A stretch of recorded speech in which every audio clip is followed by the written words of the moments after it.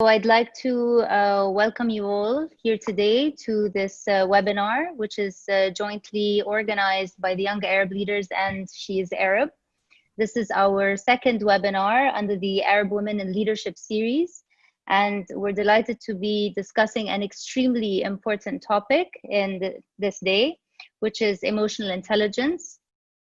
It is no longer a term that we're not familiar with. We hear it every day. We hear it in the news. We hear it as part of training offerings and as one of the industry 4.0 skills, as they call it. And it's all about recognizing and regulating and understanding really emotions and how to use them. But of course, I'm no expert. We're going to hear more about that from our experts today. But simply put, we can say that leaders that enjoy high levels of emotional intelligence make better leaders because they can understand and manage their emotions better. Obviously, it rose to today's discourse strongly due to the pandemic. COVID-19 brought it to the surface as an essential skill set specifically for country leaders under the current circumstances. And our emotions are on a roller coaster ride these days, so we're going to get there soon. The good news is that it's a learnable skill, and we'll hear more about that from our speakers. Today, we have two amazing speakers with us. We have Dr. Rania AlHawary, who is the Young Arab Leaders speaker. She is the first Emirati Arab PhD scholar to research emotional intelligence and its effect on leadership. She has 17 years of experience in the private sector between schools and universities, and she has trained over 900 hours around the Emirates in the past 2 years and is a TEDx speaker and a humanitarian. So Dr. Rania, we'd like to welcome you with us here today. We also have Rania Abu Rabia. Rania is a corporate veteran turned coach, facilitator, and speaker, and soon to be author. She has over 25 years of executive leadership experience in Canada, the US, and the UAE. Canada, the UAE, and Egypt. She's also been recognized as one of the top 50 most influential women in Egypt in 2017. She is the president of the ICF chapter in Egypt.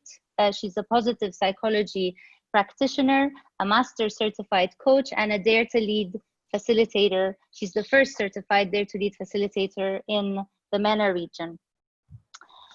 Before I start, I'd like to just say a few words as well about the Young Arab Leaders, our partners, co-organizers for today. On behalf of Nabra Al-Busaidi, the Executive Director of the Young Arab Leaders, it is a non-profit organization founded during the World Economic Forum in 2004 by His Highness Sheikh Mohammed bin Rashid Al Maktoum, Vice President and Prime Minister of the UAE and ruler of Dubai. The Young Arab Leaders seeks to develop the next generation of leaders in the Arab world through its strong network of industry and business leaders to serve as mentors and role models to the youth and entrepreneurs across the region. So we thank them for their trust and for this partnership, and we're excited about this session very much.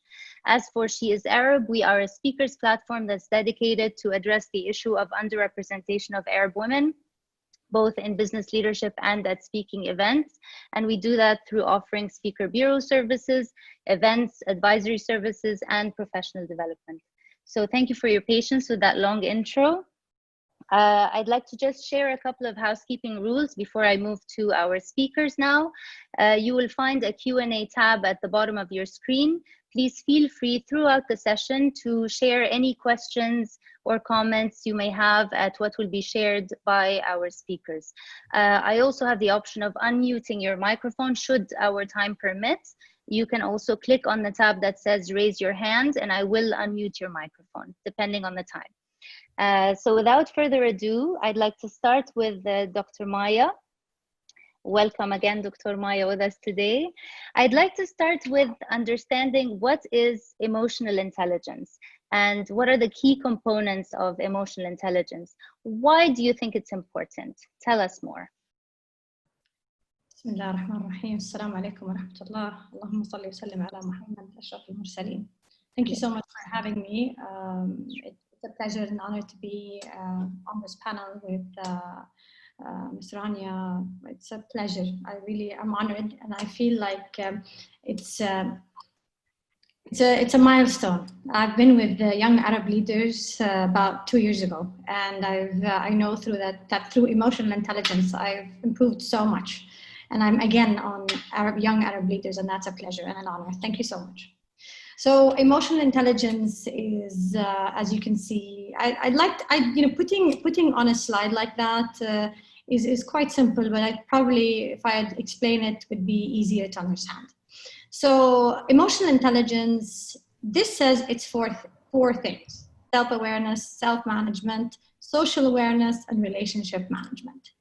I would add to it that it's 5 main factors. The first is, who am I? Self-awareness. I ask myself, what positives, and I don't want to say negatives because that is alone negative. You want to say room for improvement. And is it about saying, do I like red or green or machboos or biryani? No, it's not that. It's more like saying, okay, what am I good at? What am I passionate about? Work on those. From our culture, we were taught to hide the good things that we have because we're afraid of envy. We're afraid of people being jealous of us, and so thus we shy away. And that, for example, women are not allowed to do such things, or women should be shy in certain aspects of life. But with emotional intelligence, when I look at myself and say, who am I? I look at the positives and the places where I can improve and become the better version of myself.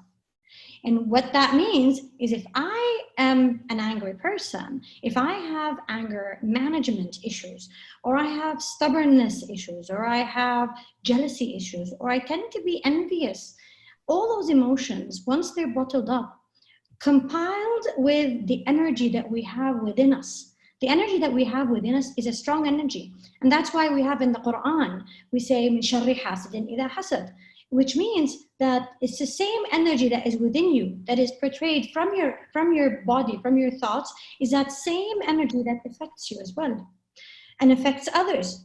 So what if we were to exchange that energy and replace it by acknowledging what we really need to fix? What if we fix it and use that same energy to the betterment of becoming a better version of ourselves? So that's number 1. Number 2, self-management. Once I know what's going on, how do I fix it? Okay, I acknowledge it. What do I do? What kind of help do I get? That self-management, after I get the help, how can I have that self-discipline? That's number 2. Number 3, and this is where it's not here. When you work on yourself, you're really attempting to be able to motivate yourself. And that's number 3 in emotional intelligence, my addition. When I work on me, am I able to wake up in the morning and say, I'm excited today, I'm happy today, I am motivated? How many of us are really motivated in the morning? How many of us were motivated within COVID-19? It took me 3 weeks to wake up after COVID. After COVID hit, with all, they call me this positive queen, emotional intelligence queen, whatever. But when you really put to the test, that's when it makes a difference. That's where the mark should be done. So number 3, how do you motivate yourself after you've helped yourself? Number 4 is social awareness. After that, I'm motivated for what? Motivated to give, motivated to help, motivated after I've done this. What's the point if you have fixed you in layman's term and you don't use it to the betterment of others? So social awareness comes number 4. Who are the people around you? What do they really need? How can you really understand them? And number 5 is, how can you handle them? Because after you understand that you have a friend that's very negative, or you have a mother that's a little depressed, or you have a sister that needs assistance and you need to support her, how do you actually do that? How can you not only help, but also not be affected in the process? Because you still need you to continue this journey that you were put on this earth for. So that's emotional intelligence.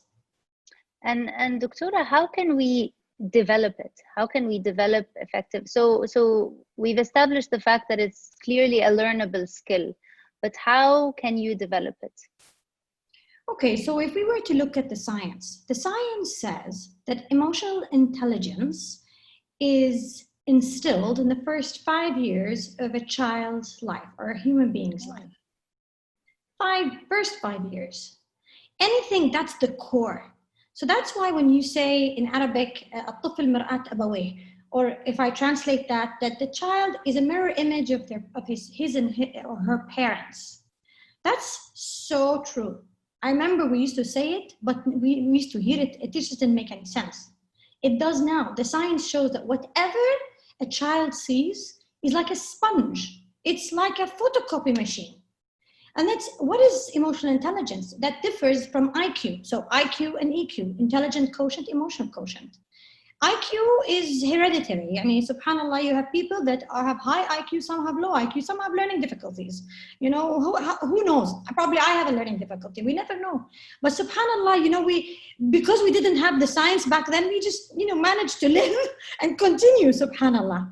However, with emotional intelligence is layers of feelings, of emotions, of memories, of experiences from all those surrounding you since you were born. And then it begins to accumulate thereafter. And that's why, for example, the reason one could be shy or afraid when they get on stage is because at one point in time in their life, early on, they were stopped or embarrassed or you know, like shouted on or you know, just abused like verbally. And so that a child bottles it in. Our children, some of our children are the type that don't bother, but really they bother when it comes out later on in life. That's when you know that you have palpitations and you're jittery and you're always, and suddenly when you're up in presentations, even at work, you don't know what to do. Like, why am I suddenly like this? Well, I've never been like this. I've always had that confidence in me. Mm-hmm. So that's one part. How can I fix it? Is it fixable? Of course. But training is key. Getting to learn and relearn a habit is not something a lot of people can be committed to. That's where people find it difficult. It's not right. That you can't fix it. It's you can, absolutely. But are you committed to a minimum of 21 days to 40 days? A new Harvard research says 66 days to reprogram an old habit. Yes, absolutely. No, I mean, oh my God, I've learned so much just from these few sentences you shared. I had no idea that children start learning EQ. It's almost like learning languages. So they start at such a young age. I think it makes the responsibility an even bigger one for parents. Like, we're not then talking just about EQ for leaders or for professionals, but we're also talking about EQ for families, for individuals, for coping with trauma. So I'd love for Rania to reflect now on what you've shared, Dr. Maya, and tell us, you know, why do outbreaks affect our emotional and mental well-being so much? And perhaps share how can we develop some skills to cope with that. As a Dare to Lead facilitator, I must say I'm a big fan of Brené Brown. I've read Braving the Wilderness and all that follows. So I think we have a few lessons as well to share about this particular topic from there. Yes. Thank you very much, Dr. Maya. Thank you, Samar, for the introduction. And I loved Dr. Maya's explanation of we start off by seeing how the world around us affects us, how our parents treat us, and how that kind of builds up our own stamina and resilience and reaction to emotions. And if I look at what's been happening since 2020, I think we've all been on an emotional roller coaster, including our children, including the people around us. And it's very much related to emotional intelligence because in a way you don't know what's coming next. The best way, Dr. Elizabeth Kubler-Ross had studied the grief cycle originally to look at how people handle when they know they're going to die. How do they handle the emotions that go from there until kind of surrendering or accepting the fact that they're going to die? And amazingly, that same cycle has then been used by leaders to look at change, by people to look at grievances, handling stress, handling any kind of tension that's happened.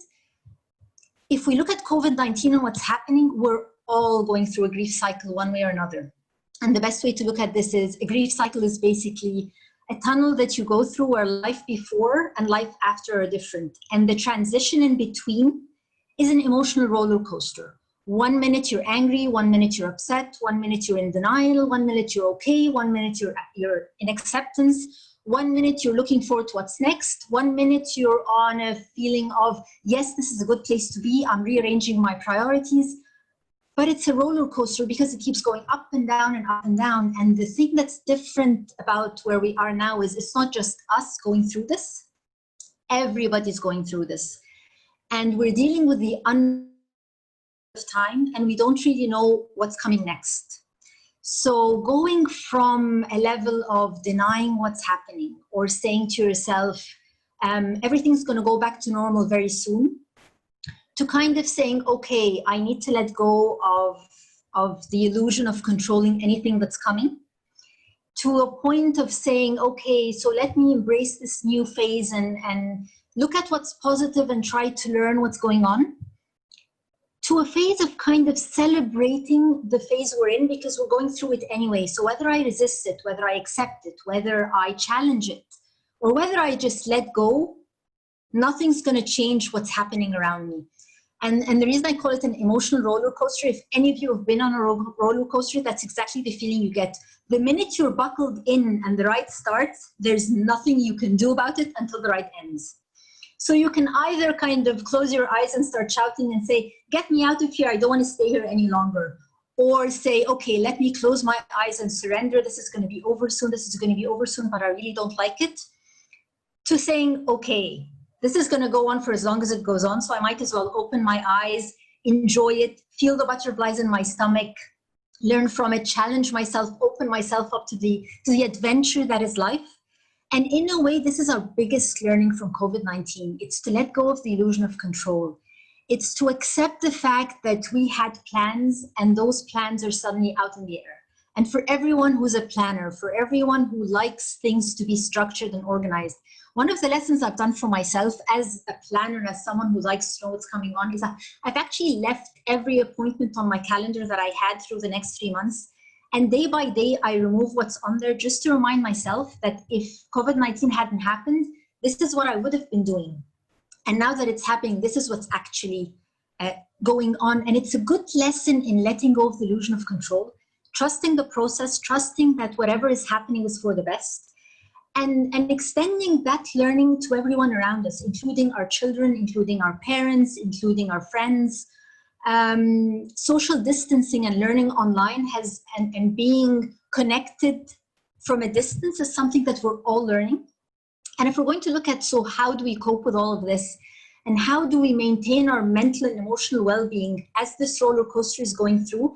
I think my study of positive psychology has kind of helped me the most, because when we look at how people deal with periods of change where we're very unstable, we're unsure, and we're emotionally insecure in a way, one of the best things that positive psychology has taught us is emotions are there to give us intelligent information.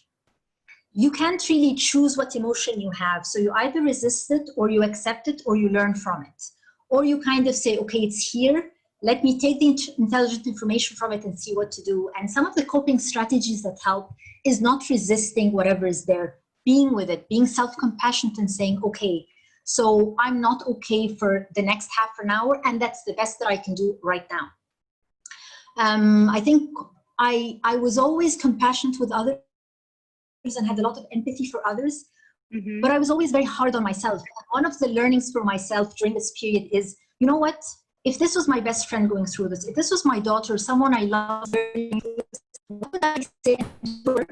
And I turned it around and say to myself, Dr. Rania, your voice is cutting a little bit. Sorry. So if you can repeat the last sentence. Yes, when I talk about self-compassion, it's basically looking at, if I was going to be compassionate towards someone I really love, whether it's my daughter, whether it's my mother, whether it's my husband, someone who really needs me, if I'm there for them, and I turn around and look in the mirror and do the same thing for myself, So kind of being empathetic with whatever emotion is there, accepting it, asking it, what does it need from me?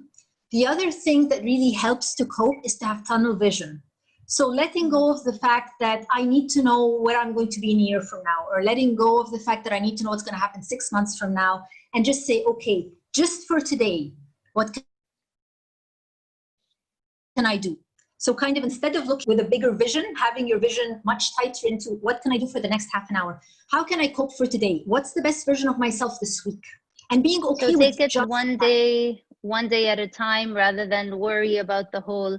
And I've been really advising a lot of my friends and trying to do this myself, because I think taking it one day at a time is definitely the way to go. You definitely go through stages, and I love the analogy. I love the roller coaster picture, because I think it perfectly describes the situation that we're in right now.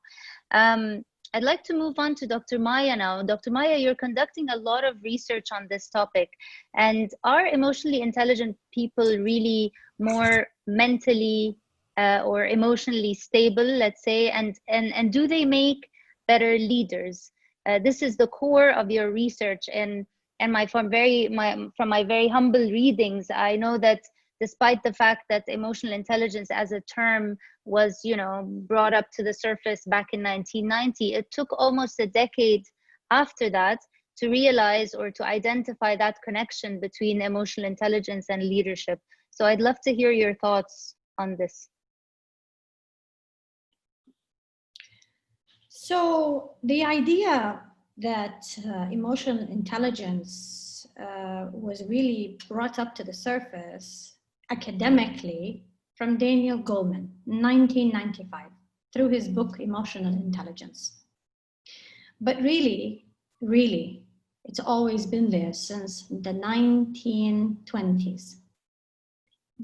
There have been pockets of thoughts and discussions on the human psyche and how the betterment of the psyche and will help well-being and wellness. Well-being is a term today that is used. It's almost like a cupcake, like a hot cake. You say everywhere you go now, well-being is, my concentration in Hamdan bin Mohammed University is well-being. That's one of the main constructs that we are looking into. And it was mainly and very much triggered by COVID-19. So if we were to look at the research, to really have some Arab research, I struggle. There aren't any. There are pockets of good articles. There are pockets of really showing, discussing. There's discussion now, which is already happening in the West, and that is what differentiates a great CEO from to be hired by Apple or by Facebook or by Google. The one difference is not just the experience, because you'll have a lot of people with maybe great experience and maybe similar. What's different now is that psychometric test that they take. How are they able to understand themselves and understand others to be able to lead to productivity? As you can see, this slide shows you the root of leadership.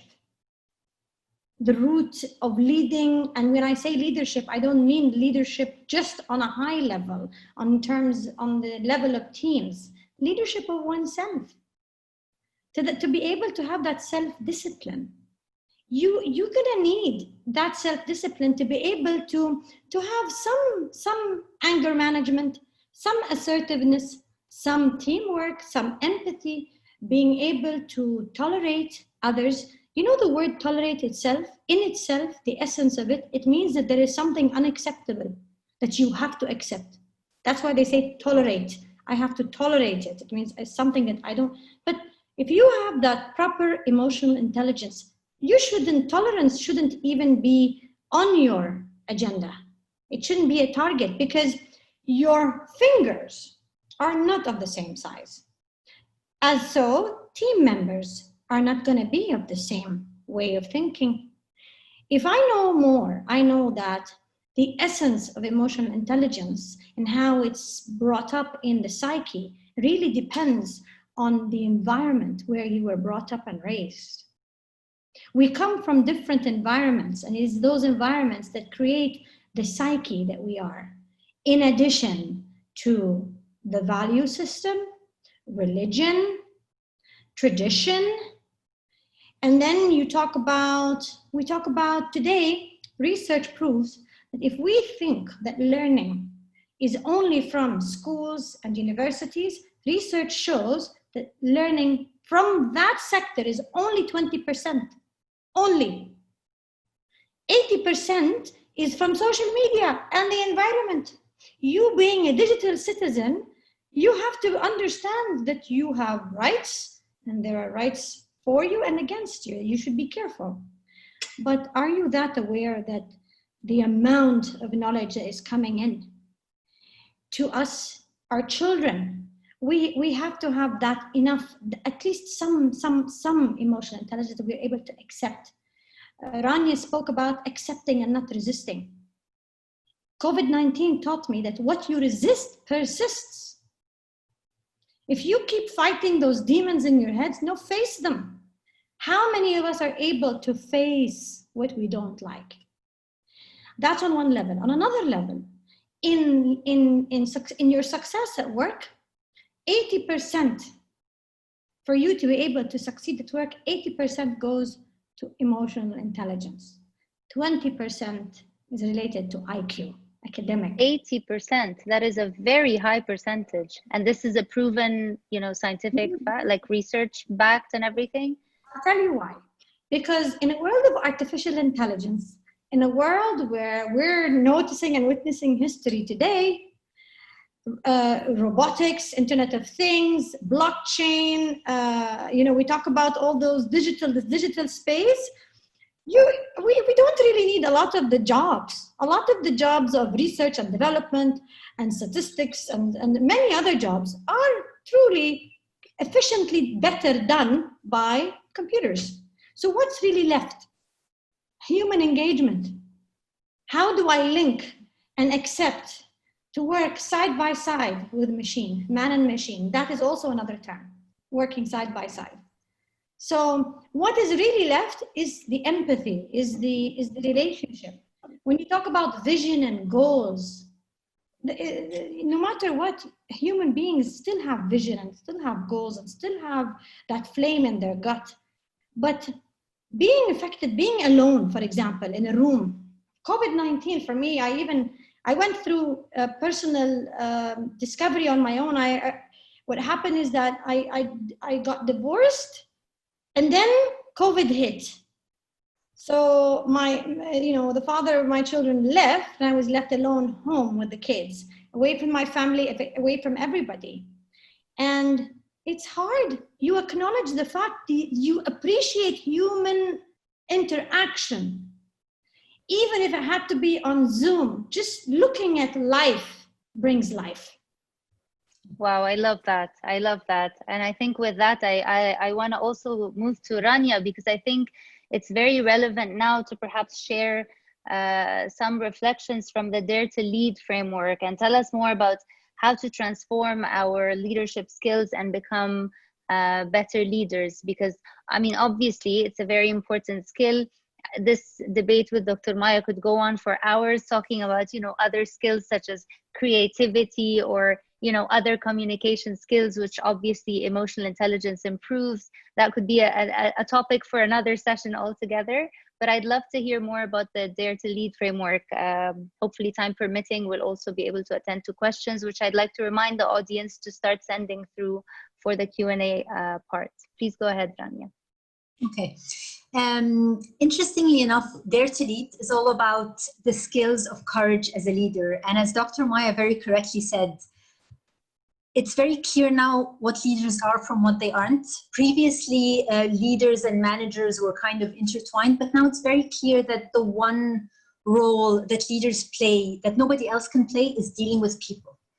And that's what courage is all about. Our defining leadership moments are not the moments when things are comfortable, are not the moments when life is stable and going as is. It's the moments when we're at discomfort. And why I love the Dare to Lead framework for leadership is because it's all research-based. It's all empirically research-based. So it's basically based on interviewing successful leaders, interviewing inspiring leaders and asking them, so what are the skill sets that have made you who you are today?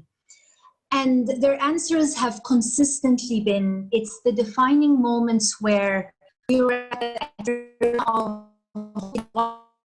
and act, or do I vulnerably go in and be the best person that I can be in that moment, fully open, fully authentic, fully living through the experience, fully choosing courage over comfort. And this was one of the interesting things about Dare to Lead, is courage. The opposite of courage is not courage, is comfort. You're going to, every time you're courageous, you're going to be afraid. But it's choosing courage over comfort. It's choosing what's right over what's fun, fast, or easy. That's the whole idea of Dare to Lead. It's whenever you're in an arena moment, a defining leadership arena moment, it's the simplest, rarest, and hardest skills. And what the research has proven is to be a courageous leader, to stand up and be the leader that people will aspire to follow and to learn from. You kind of step up in those arena moments, fully vulnerable, fully open to the experience, failing forward, learning from there, picking yourself up again, and emotionally connecting to everyone in the team and giving them what they want. And the skill sets that help that happen are basically identifying what your core values are and making sure that every day you show up living into those values. So not just identifying your values, how do I show up? So if my value is authenticity, how do I show up?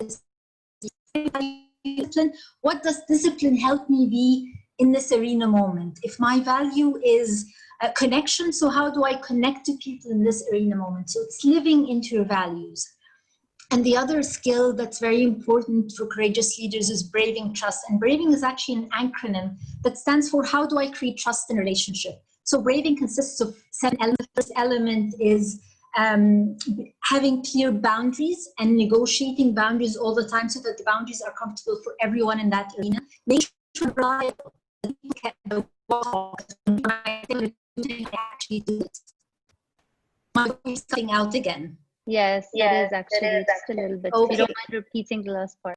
Yes, being reliable, so making sure that I walk the talk, making sure that people know what to expect from me, so I'm not angry one moment and empathetic the other, and kind of consistent. They say an angry person is better than a person who's angry in one situation and then calm in another, because you never know what to expect. It's like you walk into someone's, it's like you open the door and say, okay, how is mom going to be today? Or how is my manager going to act today? So being reliably consistent is very important for being accountable for what they are.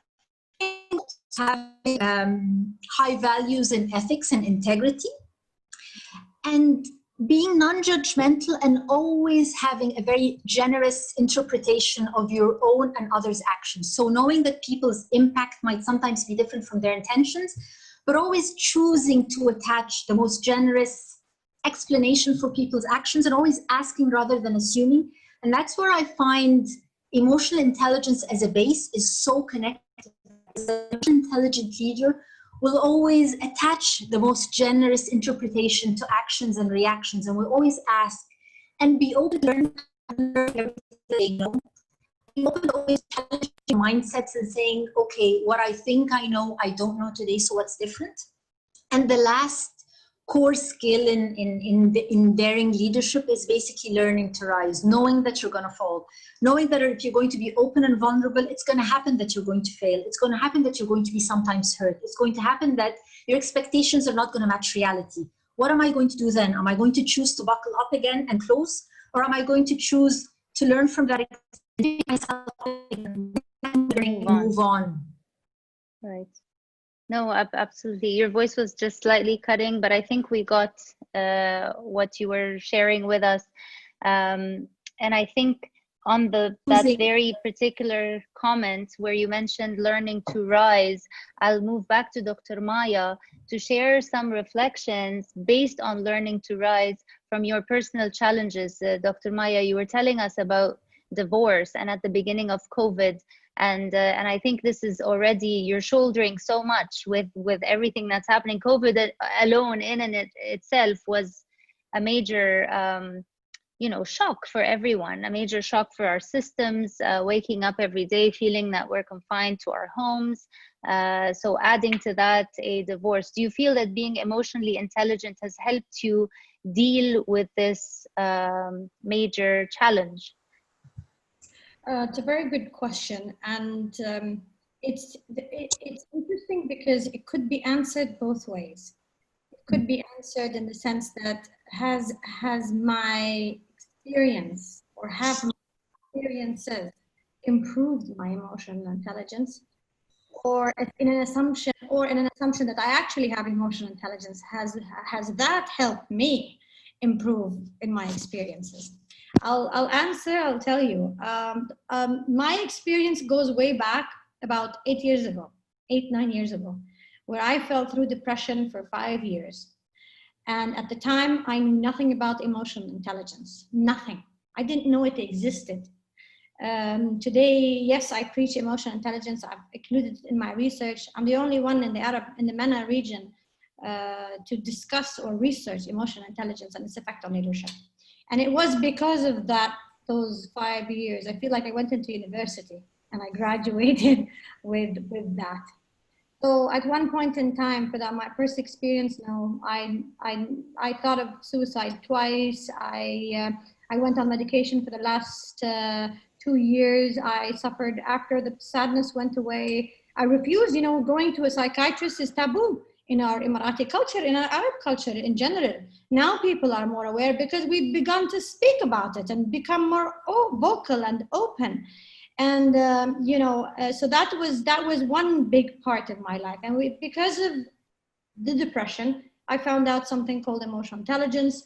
And then after those 5 years, I applied for my PhD and I was accepted. My research, my abstract was accepted. And that's why I'm here where I am. So basically, it's interesting that the bad times that you go through become the best times you've ever had in your life. And then to me, it was a very big dip. Then when I went back up, I had a good 2-3 years of success, and that was amazing. That's how I met young Arab leaders and where I am today. But then COVID-19 struck. And I'm supposed to know it all, right? But this time it didn't take 5 years or even months. This time I took my time to feel that shock. Rania spoke about it's okay to be vulnerable. It's okay, accept it. And I don't want to say enjoy the journey, enjoy the ride, but try to go with the flow as much as you can. Accept what your surrounding is trying to tell you today. We go Doctora, sorry to interrupt you, but a question actually came through from Sarah here, and it's very relevant to what you're currently talking about. She said, how can we stop the self-sabotage related to the poor emotional intelligence? So, having gone through these challenges yourself and mentioned that, you were on medication, so you probably did go through that yourself. Would love to hear your reflections on this question. It's a never-ending cycle. Again, habits don't change that easily. All you can do is control them. And to be able to manage that stress, your emotional awareness, emotional intelligence is about number one is about how you know yourself. You could drift. You could overthink. Second, in emotional intelligence, how can you control it? How can you nip it and say, stop, I'm done? But then if you look at the psyche, the mind says, what you resist persists. So at one point, you have to face the root cause of why are you feeling anxious? Why do you have fear all the time? It goes back, hands down, no matter how much you slice it, dice it, goes back to your childhood, goes back to your adolescence. What did you do? Who did you meet? It could be so simple as your father being so overprotective that it shattered your confidence because you stopped becoming risk taker. So it could be that simple, but with the life stress, we go through work stress, we go through bullying at work, we go through bullying at school, and you even have bullying of so many other types and their levels. You think we're gonna be normal? Never. if people are thinking we have had it, Rania or myself, like we know it all, absolutely not. Every day is a challenge to smile. The only difference is I got used to talking to myself that this too shall pass. This will become better. I know it because from past experience with the Lord, the energy, Jesus, whoever you want to call it, you know, at the end of the day, we believe in a superpower. We believe that we were brought to this earth for a purpose. It wasn't haphazard. Like my depression. If I didn't go through that, I wouldn't have become the person I am today. Right. If I go through COVID, and specifically, subhanAllah, the time of COVID, I was alone. I had all the time to meditate, to think, to re-strategize, to reassess. Who do I really want to be? I'm an influencer on social media, as they like to call it. I never thought I was. But when you realize it, it gets to your head a bit. You begin to say, wow, I know I am.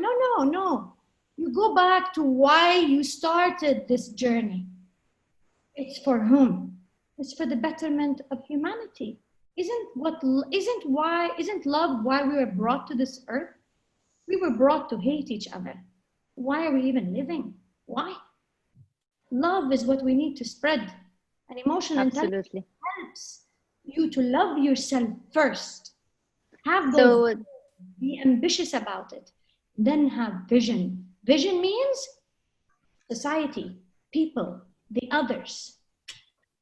So, Doctora, there's also Asil who missed the first part of the meeting, and I think it's perfect timing as well because it's on that same slide. She's asking how can we control ourselves emotionally? Are there any strategies to follow? So you're sharing with us here on this slide some skills to develop the emotional quotient or EQ. So tell us a little bit more, please, about this. So, you know, the way I rapidly reduce stress, I'll be honest, I do workout. Workout is now, if you look at what I'm wearing down there, I have my sneakers and I look all nice and, you know, I'm ready to take off this abaya and go and do my walking. And I do walking therapy. Great. As much as I can, because we know from science that we inhale oxygen, we exhale carbon dioxide. Trees take in carbon dioxide and they give out oxygen. It's a cycle. We are like the tree, like the moon, like the sun. So for me, that's one way.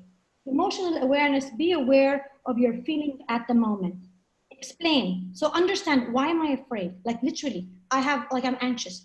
Ask, stop. Why am I anxious? Why? Go ask. The most important question you can ask is why. It's even before how. Non-verbal communication. When you are quiet, it's more like you need to meditate. Give that time to sit down, meditate however you want. I don't say do yoga. I don't say wake up at 5 in the morning. Whatever suits you. My meditation, I'm a Muslim. I love to sit after my salah and do tasbih, salat ala nabi, or istighfar, or and put Quran and just listen and look at the sky. I have a window that I look at. And I think, and I re-energize, because remember, the chakra, the crown chakra that we have is the essence, is the root of your soul. And the energy is connected. We Muslims believe that we come from that soul. The main source, it's like a cord. You are connected to the main source. So you have to recharge. That's very important. Use humor. Try to laugh. Find reasons to laugh. Find reasons to smile. Your brain connects to the face muscle. At a certain time, when you are used to laughing, it becomes a habit, because what is the brain muscle? It's just like getting your muscles, all shaped up. That also needs training. Stay away from any negative sources that you could, even if you watch shows, try to stay away from shows that will keep you down. Murder mysteries, which I love, by the way, I have to stay away from. That's one thing.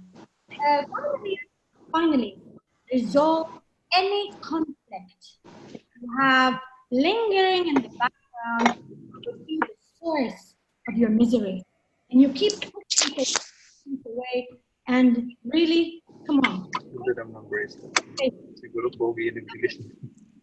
Sorry, there's somebody who's, I think, using their microphone. If you can please mute your microphone. I don't know. I think there's some noise in the background. That's all, Samar, and then...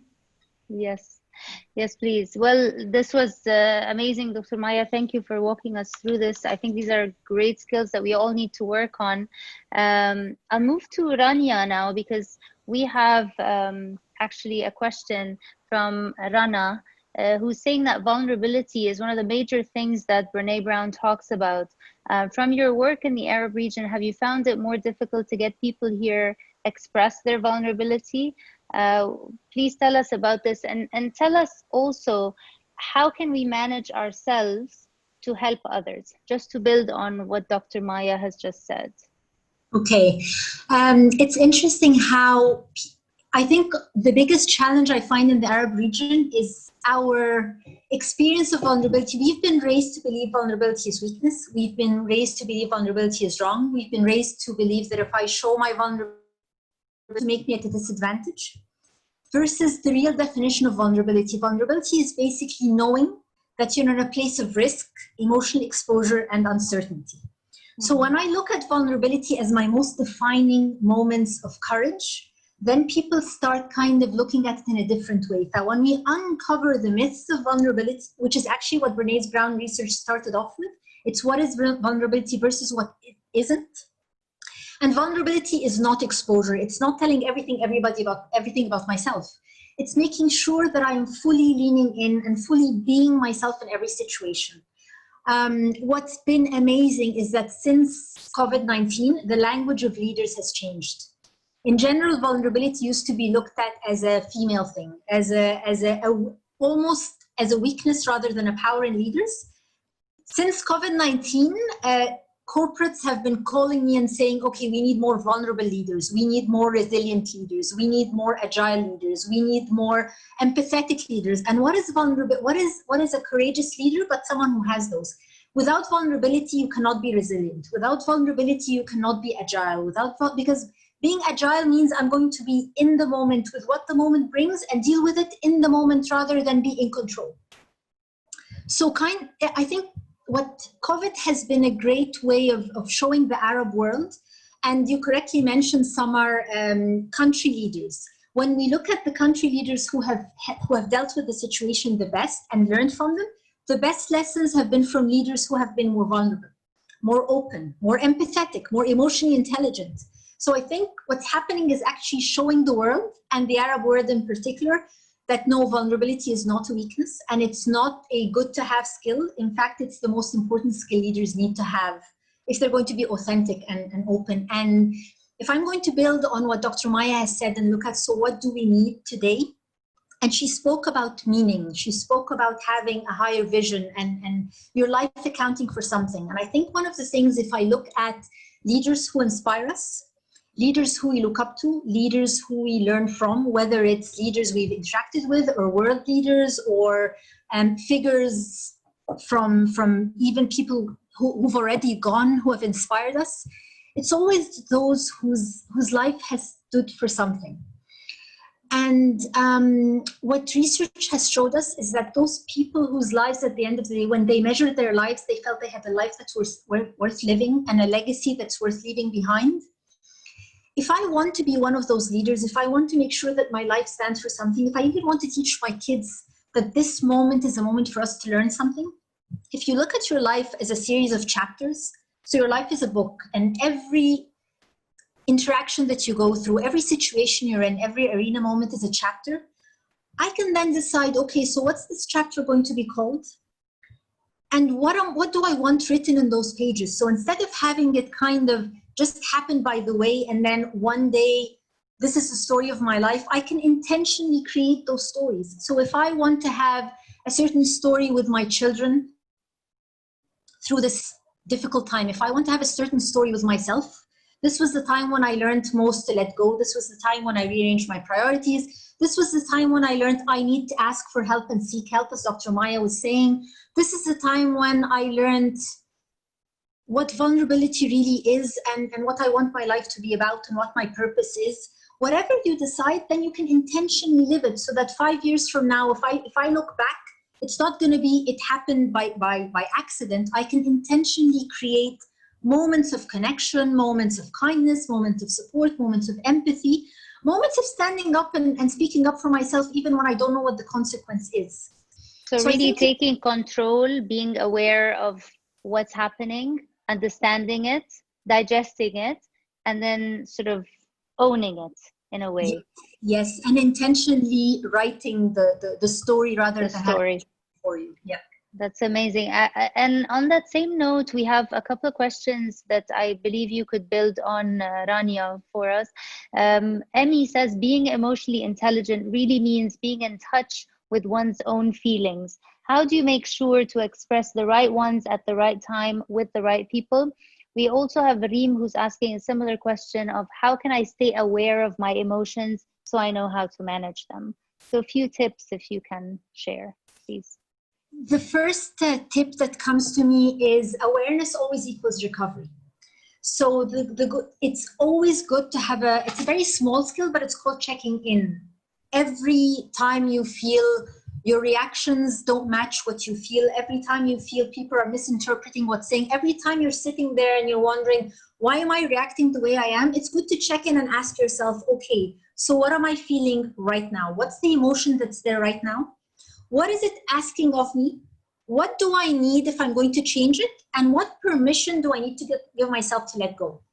So if I'm going to come into this webinar right now and I'm feeling anxious or afraid or worried, whatever it is, then I need to ask, what permission slip do I need to give myself? And a lot of times, emotions give you intelligent information. So if I'm worried that I'm speaking in front of people I don't know, maybe the permission slip I need to give myself is to relax and enjoy. Or the permission slip I need to give myself is, I don't have to win this, I just have to do my best. Or the permission slip I give myself is, I'm going to do my very, very best and not get attached to results. Or what's my intention from doing this in the first place? For checking in, acknowledging the emotion, understanding what it is, and then giving yourself a permission slip to deal with it the best way you can. And that way you enjoy rather than it becomes something that you want rather than something you need or should have. And it just becomes a more easier, simpler way of dealing with everything that's going on, whether it's stress, whether it's worry, whether it's anxiety, whether it's fear. Wonderful tips there, Rania.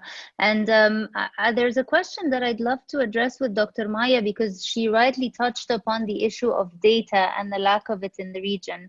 And I think, again, Rania, you mentioned slightly, that vulnerability is shameful. Dr. Maya touched upon that with, seeing mental health practitioners and so on. We have a participant, Samira, who's asking, I would love to do some research about Arab women and EQ. Are there any PhD programs available, Doctora? Nothing. Shame. My PhD, I'm under education and leadership. So that's the school that I relate to. But when I had my abstract, I specifically said I want emotional intelligence with long life learners, because children will always find people to help them. But it is us adults that lack the sharing is caring bit. Today, sharing is not caring. Nobody cares. And nobody wants to know, So True. It's an issue. So it's about time, alhamdulillah, that we've become, the topic has become recognized in the region. It's a hot topic, and it only arose recently with COVID. I think I've been training. I've trained a lot on this, but now that people have been alone, how do you lead a tribe alone from the camera? How do you do that? But that's something, it's a challenge, and you need to be sane in here. And it took me 3 weeks to wake up and say, okay, that's it. I am finding a solution, Do you know what I did? I went back to the basics. I had to face why I'm afraid. I had to talk to myself, right? Because there was the fear of getting sick. There was you begin to even imagine that you have corona from the midst of your home. You miss your family, you miss your best friends. It's almost like you're weaning off your old habits and you're beginning to relearn and readjust, almost level who you are, level with who you are, get more aligned. And that aligning takes some time, and it depends on your skills, and it depends on your connection with the energy and how much you know about yourself and wellness and that. And for people who are very much interested, I used to do things like focus my intention, try to really do, I used to do things like this, like, you know, the spoon bending trick, where you concentrate on your attention, like the focused intention that you have is really all what you need. Because there's so much energy in you that you can bend a spoon that is metal. But how can somebody like me, I only walk, I don't do the gym, but how can you actually do it in minutes? The more the focus, the intention, the more you know, you will get there. I think what Dr. Maya, Sahar is asking, she is Muslim, a believer, and practices Islam. She has read a book about emotional intelligence. However, she's going through a tremendous freeze and depression. So are there any tips you can share with her? I want to ask her, how long has she been on this streak? Because that differs. Yes, you can self-help yourself, but it took me 5 years, or let's say 4 years, to acknowledge that I needed medical attention, that I had to accept that I'm not crazy, that I love me, that I need to take care of me. Taking care of you is acknowledging that you need medical attention, medical help. That's very important. The other thing, do as much as reading as you can. If you are, Rania, you spoke about, you are a chapter in a book, like imagine. I'm an audio-visual learner. I always imagine my life as a movie. Wow. Yeah, That's I amazing. try to step away and watch like I'm watching a cinema. I'm at the cinemas and watching, I want to know the ending. So, amazing. So you actually see it and your mind believes it and you just keep looking forward. Yeah, and you watch and you say, I'm going to get there, because you know the ending. That's focused intention. But you're going to go through ups and downs. Life is a journey, right? Rania, life is a roller coaster. Absolutely. I'm sorry to say that we ran out of time, but if you have a few minutes extra, I'd like to take a couple of questions because there are really some interesting questions from the audience. But the one also is get therapy, because not only medication, but also therapy. In the UAE, if you're in the UAE, they're separate. So you have to do separate appointments, just to clarify that. Thank you, Dr. Maya. Rania, I'd like you to answer that question regarding from Maha. She asks, what are your recommendations for nascent entrepreneurs to handle this high uncertain time that brings high indicators of business failure? And I mean, I second you, Maha, as an entrepreneur as well. I'd love to hear what Rania is going to say right now. So you have the floor. I think that's the $1 million question if I had the answer. but I think that one of the things we kind of need to learn is what's going to happen is going to happen. The results are not really up to us. So in a moment like this, it's very important to look at, okay, what is my circle of control and influence versus what is my circle of concern? What's going to happen to my business? What I'm meant to do next is in a way in my circle of concern. What can I do about maintaining what I have right now is what's in my circle of control. And most importantly, if I have a team around me, whether it's a team I'm going to have to let go of or a team that's going to need to maintain for a while without knowing what's next, communicating with them, and not just communicating what's going to make them feel okay, but also communicating the truth. And being sure that they are totally, letting them know that you're in it with them, letting them know that you're suffering just as much as they are, that you're worried just as much as they are, and just having faith, trusting the process, letting go of the illusion of control. I mean, these are all concepts we talk about, but it's in these moments that we ask yourself, am I really letting go of the illusion of control and being in knowing that I need to do my best, because you cannot do more than your best. And as long as you do your best in every moment where you are, trying your best, trying to do whatever business, connect to whatever business opportunities you can, holding on for as long as you can, but then knowing that what's going to happen is going to happen. It's very easy to talk about it. It's very difficult to live it, especially when you're the entrepreneur who's in charge. And I know that very well because that's the situation I'm in. But again, that's the best that we can do. And acknowledging that it's difficult to ourselves and to those around us, and letting them know that we're there and that we're there with them until the very last minute. That's the only thing you can do right now. And having faith, being grounded, as Dr. Maya said, being grounded and knowing that at the end, what's going to happen is going to happen anyways, and it's always for the best. I mean, we look back on moments when you thought, this is the worst that has ever happened to me. I'm never going to pick up again. And you look back and you think, oh my God, this worst moment was actually the best moment in my life. And a lot of times things close because you'll never move on to the next chapter until that thing closes. Or a door kind of, and I mean, when we talk about rizq or what's meant for you, I was just giving this example a day ago. A lot of times, like you're swallowing what you believe is meant for you, and then it's taken right away from you. And so you think you've got it, you think it's yours, you think you're holding on to it, and then something happens and it's all dissipated. So when you know this is the case, you know, okay, what's the best that I can do right now? And then just accept whatever happens is for the best. And I think one of the most powerful things that has helped me as an entrepreneur, because I've been an entrepreneur for the past 12 years, is being agile, being biased to action, letting go of things happening according to plan, just saying, okay, I know I have a plan, I know I have a vision, but you know what? I'm constantly going to kind of prototype and change and reiterate and relearn on the go.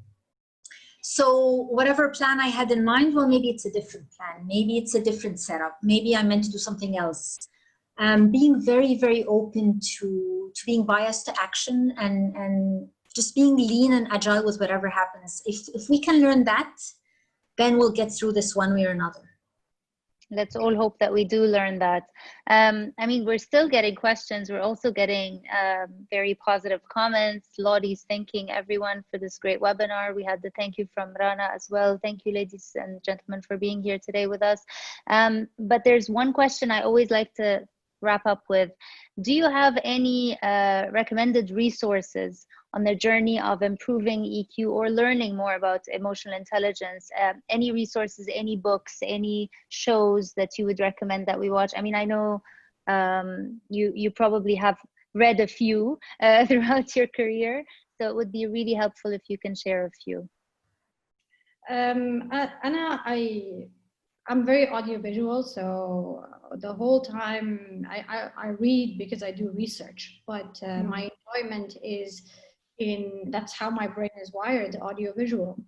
And YouTube was my savior at the time. I would listen to anything from science just to be able to believe, because the core of emotional intelligence is so basic to who we are as human beings and how we relate to that source. So the more you're a believer, literally, yani, in the essence of the word, the more that you are a believer, you are fearless. And once you are fearless, you're bold and you can do it. And you're able to withstand the test of time. My issue was I lost faith in those 5 years. I not only went through depression, but I also lost, I remember I used to wake up doing shahada every day because I didn't believe that there was a power. And that was the source of my anxiety, that why am I suffering? Why is this suffering going on? But then you realize that it's all meant to be this way, because you're meant to see it. Your journey is different than my journey. YouTube was my savior. I would listen to scientific research on the Big Bang, all the way to Daniel Goleman, all the way to Mahyai. I did Arabic, English. I read the Bible. I read on Judaism. I had to read as if I started to become a new Muslim all over again, because I needed to understand the essence of our existence. Are we meant to suffer? Are we meant to be afraid? We're supposed to manage the fear, but not to live in fear. I need to manage the sadness, but not to drink the sadness and become my slogan. I still have those struggles. You're not perfect. You're not meant to be perfect. You're meant to be somebody that is tangible, that is managing all these beautiful things. So I'd also say if you put in my name, Maya AlHawary, I have long talks in English and in Arabic on emotional intelligence. I have a talk with Kevin Abdurrahman that's 2.5 hours. Is this just me speaking on different leadership issues, emotional intelligence, my journey, my learnings? This is recent, it was about a month ago. And in Arabic, just Maya AlHawary, Dhaka al-Atifi, you will also get an ample.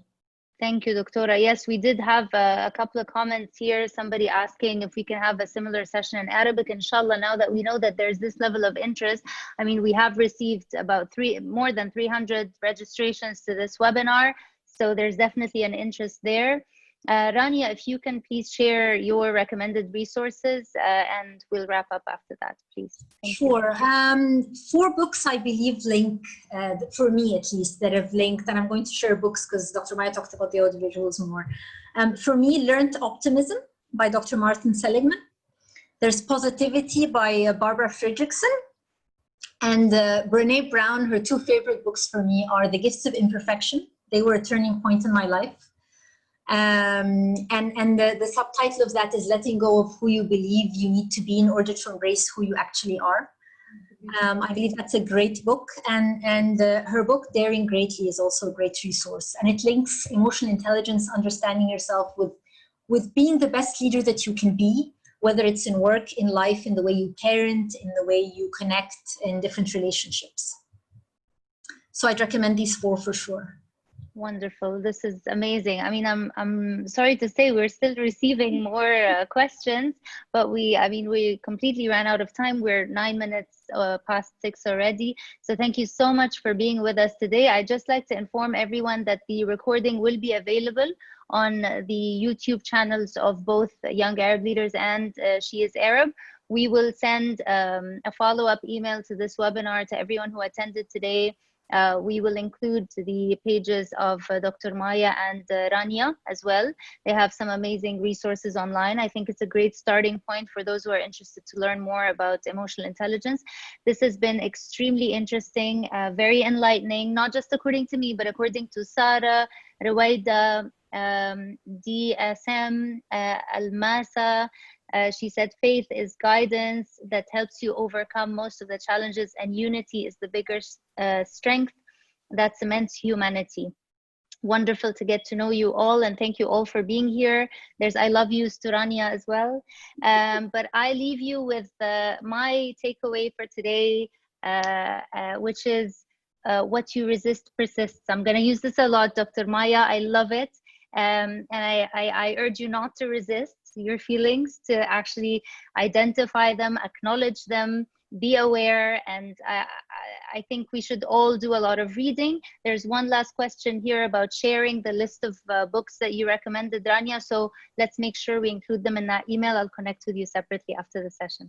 So thank you all very much for being here. And thank you, ladies, for being with us. And with that, I say goodbye. Thank you. Thank you, Samar. Thank you, Dr. Maya. It's a pleasure.